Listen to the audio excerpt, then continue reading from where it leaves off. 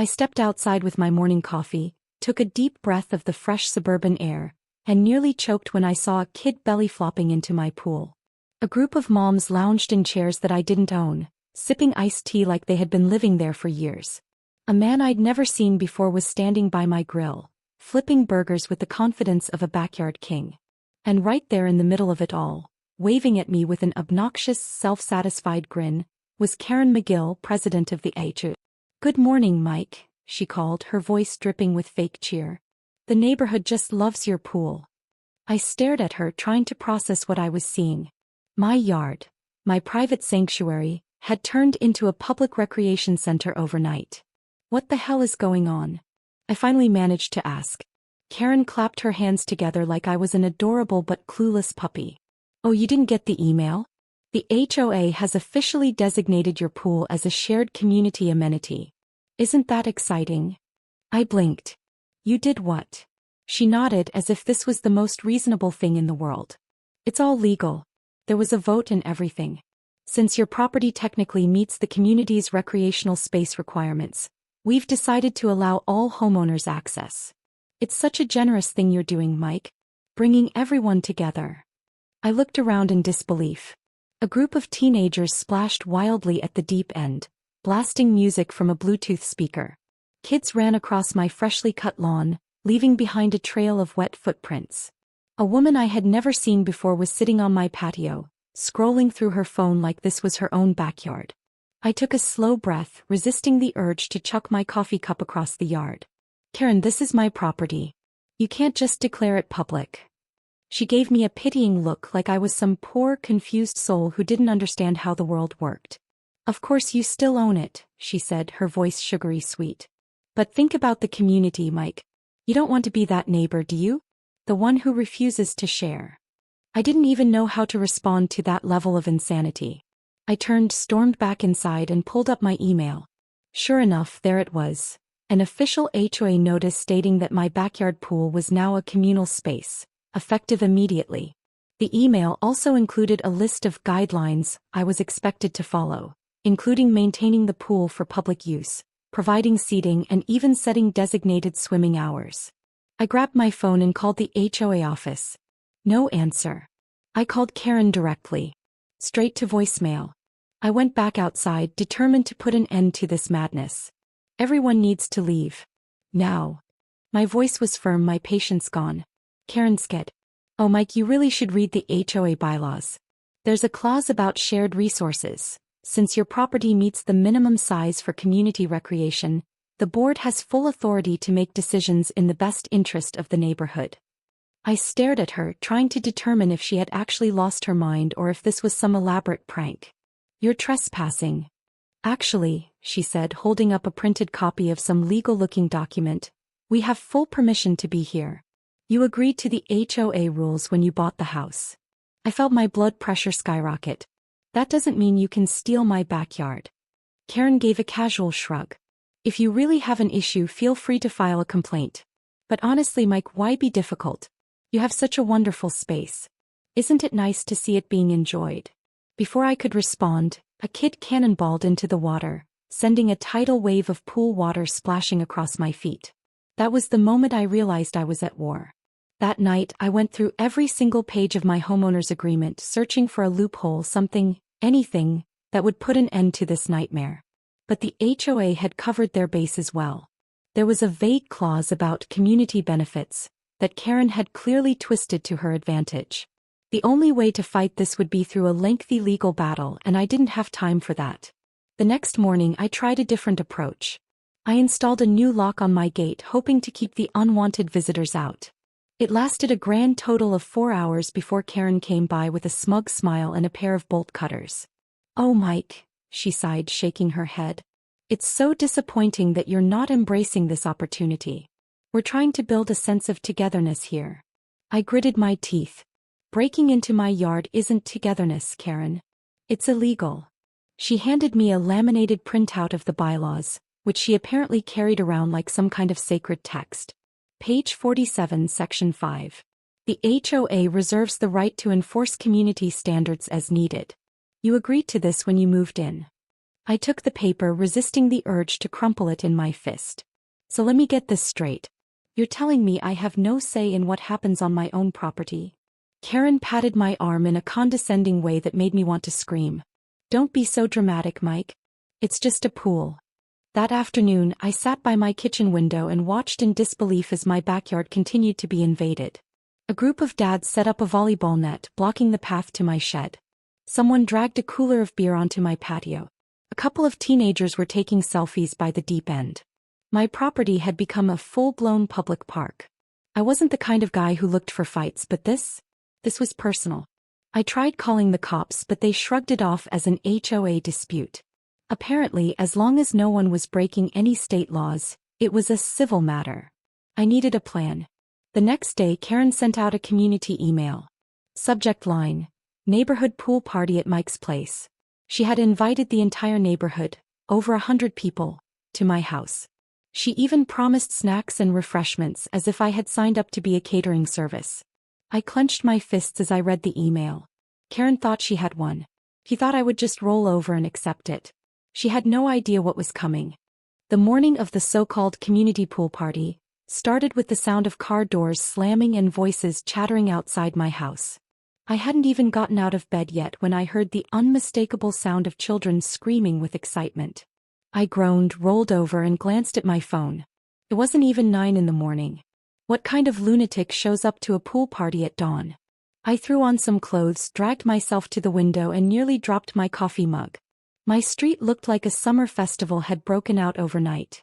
Cars were lined up along the curb, spilling into driveways that weren't even mine. A group of women in oversized sun hats strolled towards my backyard with floaties under their arms, chatting like they were heading to a beach resort. Some guy had set up a taco stand on the sidewalk, serving breakfast burritos to a line of people I had never seen before. I marched outside, determined to put an end to this insanity before it even started. The moment I stepped onto my porch, Karen McGill materialized out of nowhere like an HOA fairy godmother. She was wearing a bright pink visor, a matching swimsuit cover-up, and a smug expression that I wanted to wipe off her face with a garden hose. "Oh, good morning, Mike," she chirped, adjusting the clipboard in her hands. "Isn't this wonderful? Everyone's so excited for today." I took a deep breath, trying to keep my blood pressure in check. "Karen, what the hell is going on? Why are there 100 people on my street? Why is there a food stand? Who even gave permission for this?" She laughed like I had just said something adorable. "Oh, Mike, you're always so dramatic. It's just a little neighborhood gathering. We're building a sense of community. You should be proud. Your pool is the heart of this event." "My pool is not the heart of anything," I snapped. "This is my property and I never agreed to any of this." Karen waved a dismissive hand. Details. You're overthinking it. People just want to enjoy themselves. Why be the grumpy neighbor who spoils the fun?" I looked over her shoulder and saw that my backyard was already filled with people. Someone had brought in inflatable beach balls. A group of kids were jumping off the side of the pool, completely ignoring the no diving sign I had put up last summer. Someone's grandma was sitting on my patio furniture, knitting like she had lived there her whole life. "This is trespassing," I said through gritted teeth. "I don't care what ridiculous rule you made up. You can't just declare my property public." Karen sked like I was a toddler throwing a tantrum. "Mike, we've already been over this. The community voted and the HOA bylaws are clear. If you really have an issue, why don't you take it up at the next meeting?" I glared at her. "Oh, I will." She smiled as if I had just agreed to something delightful. "Great. But in the meantime, let's not ruin the fun, okay? Everyone's here, the music is set up, and we've even arranged for a lifeguard." She gestured towards a teenage kid in a red shirt who looked like he couldn't save a goldfish, let alone a drowning human. "See? Everything's under control." I was about to argue when a man in cargo shorts and a Hawaiian shirt walked past me with a cooler. He gave me a friendly nod. "Hey Mike, thanks for hosting. You got a bottle opener inside? Brought some craft beers to share." I clenched my jaw so hard I thought my teeth might shatter. I turned and walked back inside before I did something that would land me in jail. I spent the next few hours trapped in my own house, watching through the window as my backyard was completely taken over. The taco stand expanded, now offering margaritas. The Bluetooth speakers were blasting some obnoxious summer playlist. People were setting up folding chairs in every available inch of space. Someone even installed a volleyball net. I saw a guy I had never met before using my grill, flipping burgers like he was the king of backyard BBQs. At one point I heard a loud splash followed by gasps and laughter. I peeked out and saw a man belly flop into the pool, sending water flying over the edges and onto my patio. My patio, which was now covered in wet footprints, spilled drinks and discarded towels. I had reached my limit. I stormed outside, marching straight for Karen, who was lounging in one of my chairs like she owned the place. "Karen," I said, my voice dangerously calm. "You need to shut this down. Right now." She barely looked up from her drink. "Oh, Mike, lighten up. It's just a pool party." "It's my pool." He gave me that patronizing smile that made my blood boil. "It's the neighborhood's pool now, remember? That's what community is all about. Sharing." Before I could respond, a loud cheer erupted from the crowd. I turned and saw that someone had brought a goddamn karaoke machine. A man was now belting out a painfully off-key version of Sweet Caroline, while his friends cheered him on. I had seen enough. I walked back inside, grabbed my phone and called the police. They arrived 15 minutes later, stepping onto my lawn with an air of boredom, like they had been called to break up a kid's birthday party. "Sir, we got a report of a disturbance?" one of the officers asked. "Yes," I said, gesturing wildly at my yard. "This entire thing is illegal. I did not approve this party, I did not invite these people, and they are trespassing on my property." Before the officer could respond, Karen stepped in with her signature fake smile. "Oh, officers. I'm so sorry about the misunderstanding. This is a completely legitimate community event. The HOA approved it." The officer glanced between us. "Sir, are you part of the HOA?" I gritted my teeth. "I live here. It's my house." Karen nodded like she was agreeing, even though she was doing the exact opposite. "Yes, and as a homeowner, Mike is part of the HOA. And as he knows, we have full authority to host community events in shared spaces." I nearly screamed. "This is not a shared space. This is my backyard." The officer rubbed his forehead, clearly wishing he had taken a different call. "Sir, this sounds like a civil dispute. If there's a disagreement over property rights, you'll need to take it up with the HOA board or handle it legally." I stared at him. "So you're not going to do anything?" Karen put a hand on my shoulder like we were old friends. "See, Mike? No need to make a fuss." I shrugged her hand off and stormed back inside, slamming the door behind me. My heart was pounding with frustration. The police weren't going to help. The HOA was clearly out to screw me over. And Karen? Karen was winning. I sat at my kitchen table staring at the chaos outside and took a slow, deep breath. If they wanted a fight, they were going to get one. I had a plan. And it started with chemicals. I spent the rest of the night doing research. Not the kind of research that a rational person might do, like looking up legal ways to fight an HOA. No, I was beyond that. I was diving deep into the world of pool maintenance, chemical compositions, and just how much of certain substances could be added to a pool before it technically became hazardous but legally remained within maintenance standards. If the HOA wanted to treat my pool like a public facility, I would make damn sure it required public-level upkeep. The next morning, I made a trip to the pool supply store. The clerk, a guy who looked like he had spent his entire life inhaling chlorine fumes, barely glanced at me as I loaded up my cart with shock treatments, algacides, and the strongest pH balancers I could legally purchase. "Big job?" he asked, ringing me up. "You have no idea," I muttered. Back at home, the pool party was already in full swing. It wasn't even noon yet, but the smell of sunscreen and grilled meat filled the air.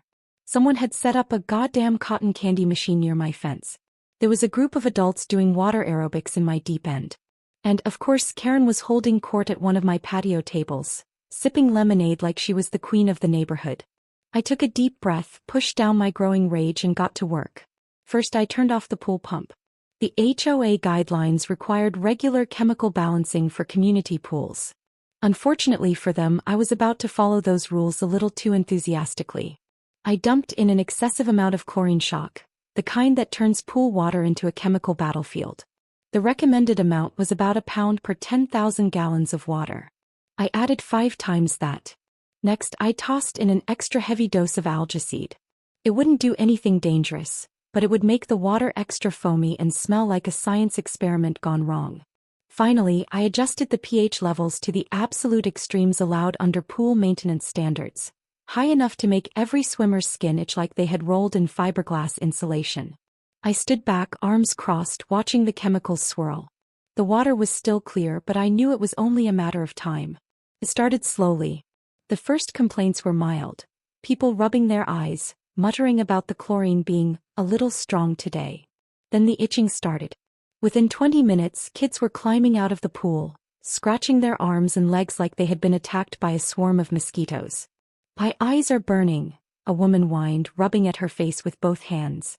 "My skin feels weird," one of the dads muttered, looking at his arms in confusion.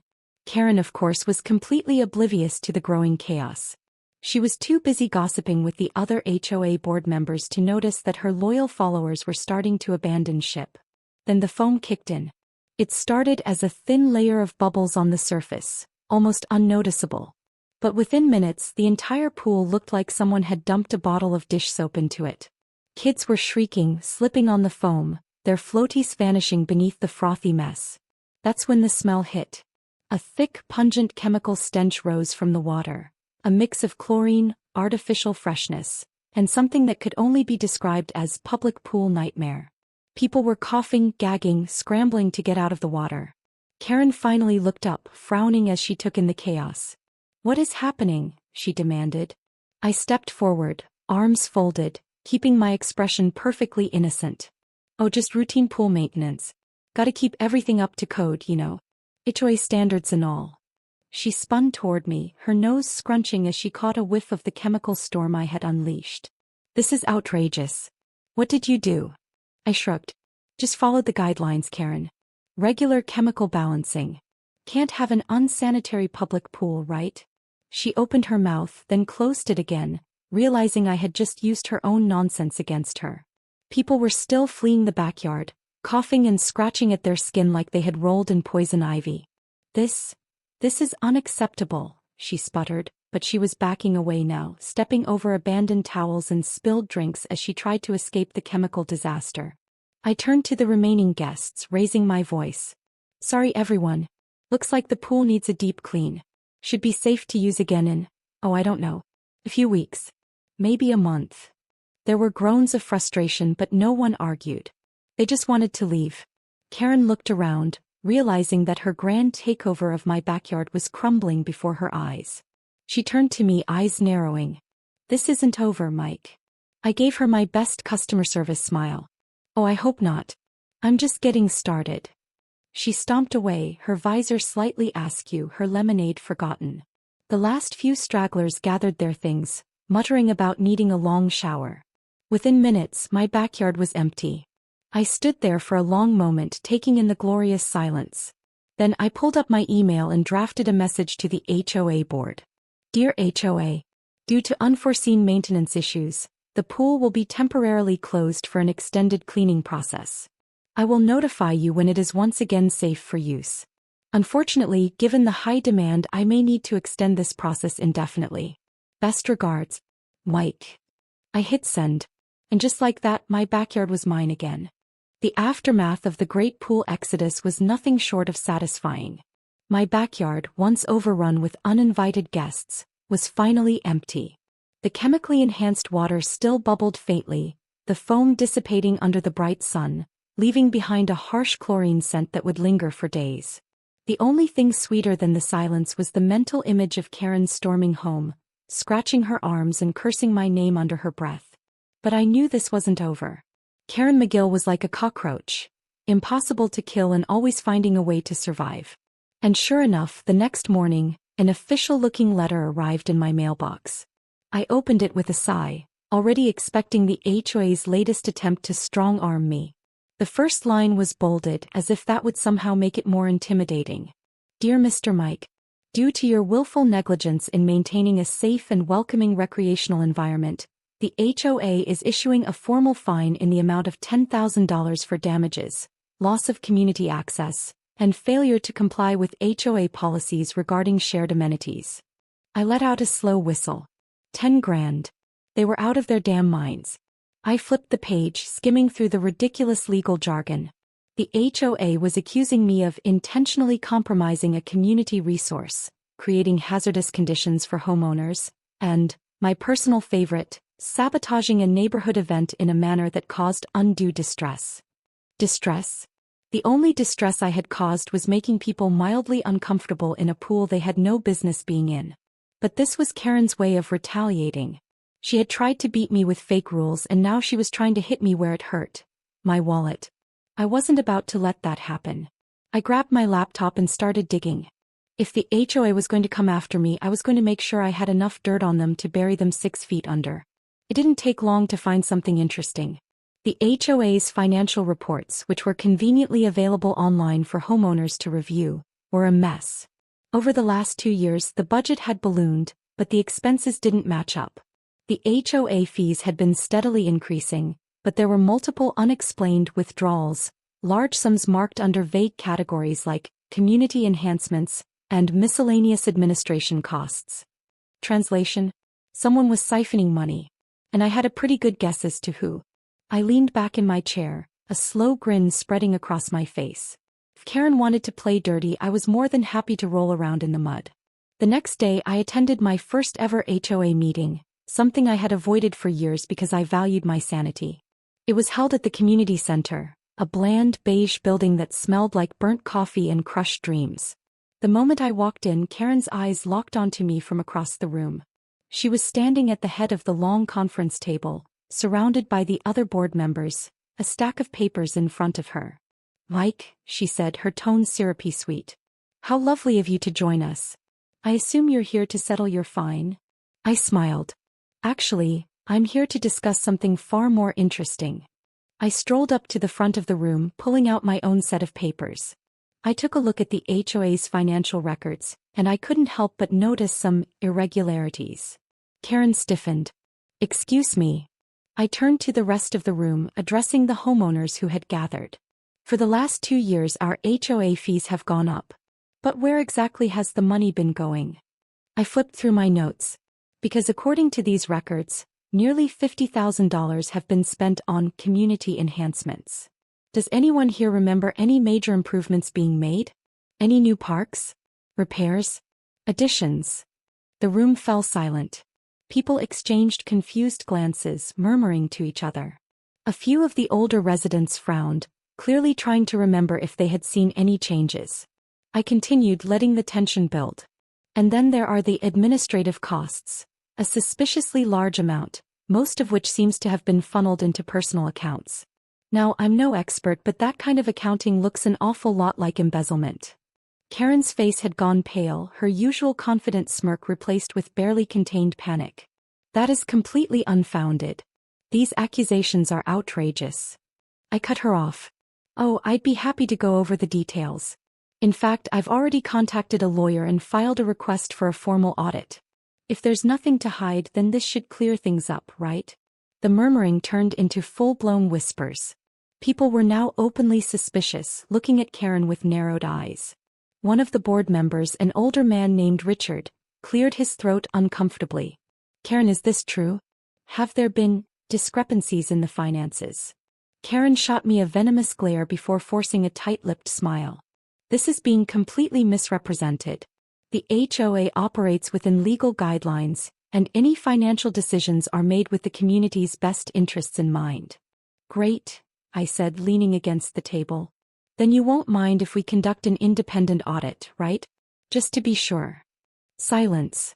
And then from the back of the room someone spoke up. "I want to see those records." "Me too," another person said. Karen was sweating now, her control slipping. She knew she was cornered. I let the moment sink in before delivering the final blow.